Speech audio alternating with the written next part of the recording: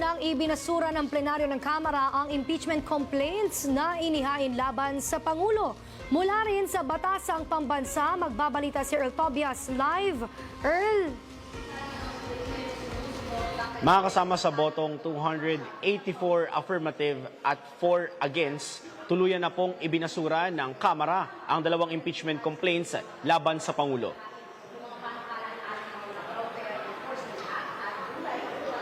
Princess, sa committee report na nilagdaan ng 39 na kongresistang sumang-ayon na ibasura na ang reklamo laban sa presidente, nakasaad na insufficient in substance ang dalawang impeachment complaints laban sa Pangulo.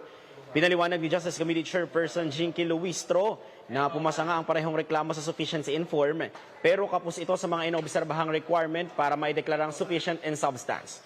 Isa raw sa malinaw na kulang ay ang recital of facts constituting the offense charge o ang simpleng kawalan ng matibay na patunay. Binigyang diin naman ni Luistro na independent at personal ang boto ng mga kongresista sa komite, depende sa pagkakakilatis nila sa mga alegasyong ipinresenta ng mga nagrereklamo. Sa unang impeachment complaint laban sa presidente, nanindigan ng Justice Committee na ang ibinibintang na kidnapping umano ni dating Pangulong Duterte ng isuko ng administrasyon sa ICC ay isang mahinang aligasyon na hindi rin anila nakaangkla sa anumang lehitimong dokumento o personal na kaalaman ng nagrereklamo.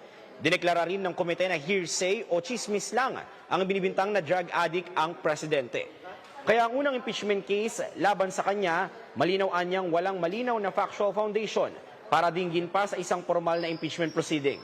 Habang ang pangalawang reklamo naman na inendorso ng Makabayan Black, puno umano ng mga aligasyon na sangkot ang Pangulo sa umano'y maanumalyang paggamit ng national budget ng bansa, sabi ng komite, ang mga yan ay purong bintang lang.